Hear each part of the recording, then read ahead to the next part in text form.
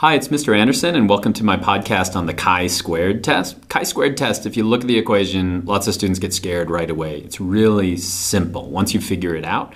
So don't be scared away, but chi-squared test, especially in AP biology, especially in science, is very important. And it's a way to compare when you collect data. Is the variation in your data just due to chance, or is it due to one of the variables that you're actually testing? And so the first thing you should figure out is what are all these variables mean. So the first one, this right here, stands for chi-squared. And so this was developed way in the early part of the 1900s by Karl Pearson, Pearson's chi-squared test. So what is this then? That is going to be a sum. So we're going to add up a number of values in a chi-squared test.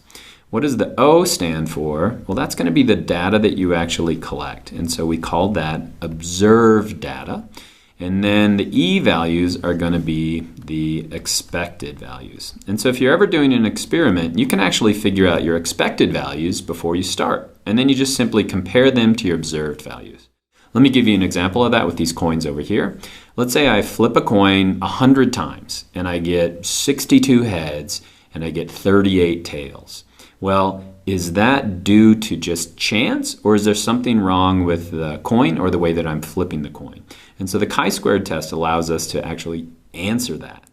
And so what I'm thinking in my head is something called a null hypothesis. And so if we're flipping a coin 100 times, and I think I said 62 heads and 38 tails, well, that would be the observed value that we get in an experiment. But there'd also be expected values, because you know that it should be 50 heads and 50 tails. And so you use something called a null hypothesis in this case, where you're saying that there's no statistical significant difference between the observed values and the expected frequencies that we expect to get, and then what do we actually find. And so it's cool, chi-squared, because we can actually measure our data or look at our data, and we can see, is there a statistical difference between those two. The best way to get good at chi-squared is actually to do some problems. Before we get to that, there's two terms that I have to define. One is degrees of freedom, and then one is critical values. And so the whole point of a chi-squared test is either to accept or reject our null hypothesis. And so you have to either exceed or don't exceed your critical value. But first of all, we have to figure out where that number is in this big chart right here. First thing is something called degrees of freedom. So since we're comparing outcomes, you have to have at least two outcomes in your experiment. So in this case, if we have heads and tails, we have two outcomes that we could get. So we'll say that's 2. And then you simply subtract the number 1 from that to get the degrees of freedom. And so in this case, we have 2 outcomes minus 1, and so we would have 1 degree of freedom. Now you might think to yourself, why isn't there a 0 on this chart? Well, if you just have one outcome, you have nothing to compare it to. So that's an easy way to think about that. So we figured out that there is 1 degree of freedom in this case. Next thing you're looking at is for a critical value. And the critical value that we'll always use in this class is the 0.05 value. And so that's going to be this column right here. So the first thing you do is you find the 0.05 value, and you don't worry about all the other numbers. So that's 3.841 is something I just know because it means that I'm in the right chart or I'm in the right column.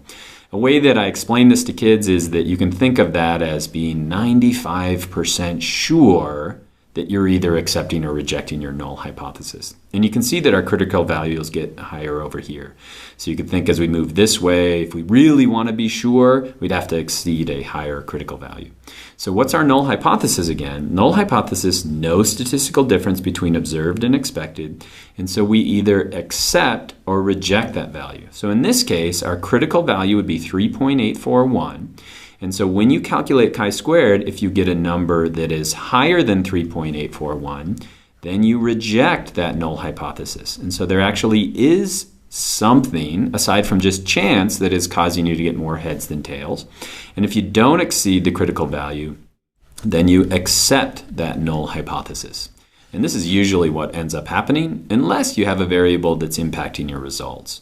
And so let's apply this in a couple of different cases. So this is my wife here. I asked her to flip a coin. And so I asked the statistics teacher, how much data do you have to get before you can actually apply the chi-squared test? And Mr. Humberger said something magic about 30. And so I wanted to exceed that number in each of these experiments. And so this is my wife down here. This is her hand. And what she's going to do is she's going to, let me get a value you can see, is she's going to flip 50 coins. You can see she's really fast. So she's flipping 50 coins, and then she's sorting them out. And so if we look at that, the first thing, even before you collect the data, is we could look at the expected values. And so we've got heads or tails. And so if you flip 50 coins, how many do we expect to come up as heads? The right answer would be 25. And how many would we expect to come up as tails? 25 as well. Now let's say your data is not as even as that. If you're looking at fruit flies, it might be 134 or 133. Well, let's say I flip 51 coins, for example, instead of 50, then my expected values would be 25.5 and 25.5. So expected values, since they're just due to probability, don't have to be a whole number.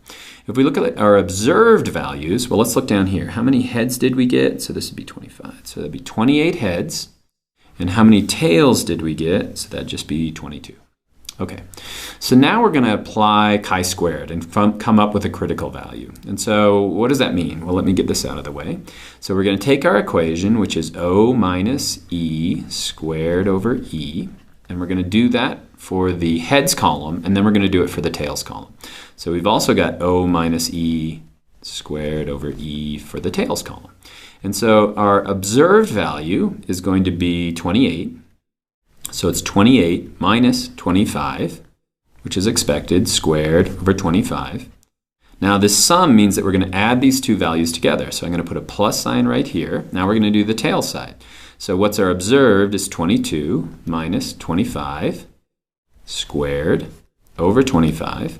So you can do this in your head. 28 minus 25 is 3. Square that is 9 over 25 plus 22 minus 25 is negative 3 squared is 9 over 25. And so our answer is 18 over 25, which equals 0.72. Okay, so that's our chi-squared value for this data that we just collected. Now let's go over here to our critical values. Well, we said that we had 1 degree of freedom because there's 2 outcomes. 2 minus 1 is 1. So we're in this right here, in this row right here. And then here is our magical 0.05 column. And so our critical value is 3.841. And so if we get a number higher than that, we reject our null hypothesis. We didn't. So we got a value that is lower than that, 0.72. So that means that we have to accept our null hypothesis. That means that my wife did a great job. There's nothing wrong with the coins. We didn't. There's not way more heads than there should be. And so we have to accept the null hypothesis that there's no statistical difference between what we observe and what we expect to see. So now let's try a little more complex problem. Now we've got dice. So we've got 36 dice. So let me get this out here. So our expected values, well, there are 6 things that you could get. So we could get a 1, a 2, a 3, 4, 5, and a 6. And so let's play this out. So expected values, since I have 36 dice here, we would expect to get 6 of each of those numbers coming up. So I'm just taking 36 total dice divided by 6, so I got 6. But let's see what we get for observed value. Oh, it looks like we're getting a lot of 6s. So if we look at the observed values, for 1 here we get 2 1s. If we look at the 2s, we get 4 of those. For the 3s, it looks like we get 1, 2, 3, 4, 5, 6, 7, 8 3s. For the 4s, we get 1, 2, 3, 4, 5, 6, 7, 8, 9. For the 5s, we just get 3. And then for the 6s, look at all the 6s. 1, 2, 3, 4, 5, 6, 7, 8, 9, 10. So we get 10 right here. Okay, now we have to figure out a chi-squared value. So let me get this out of the way. And I'm going to stop talking and do the math and speed up the video a little bit. And so hopefully I don't screw up any of this.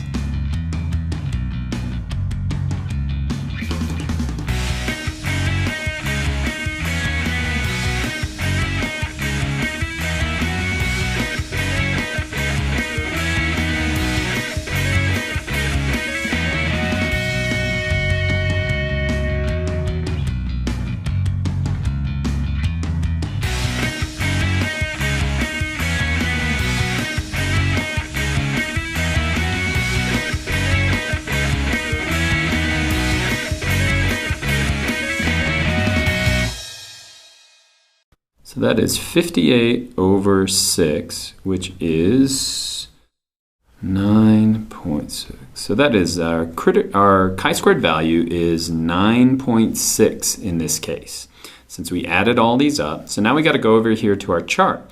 And so first of all, we have to figure out how many degrees of freedom do we have. Well, since there are 6 different outcomes, and we take 6 minus 1, so we've got 9.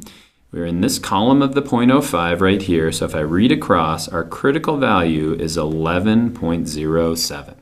And so if we look at that, did our value go higher than that? No, it's only 9.6. It's lower than that. So in this case, since it's 9.6, even though we had all of those 6s, we still need to accept our null hypothesis that there is no statistical significance between, or difference between what we observe and then what we expected. So now let's leave you with this question. So in the animal behavior podcast, as I talk about that, we're looking at pill bugs and if they spend more time in the wet or if they spend more time in the dry. And so if you look at the values right here, this is recording how much time they spend in the wet and how much time they spend in the dry. So what I've done is we would expect, since there are 10 pill bugs, we'd have 5 on each side.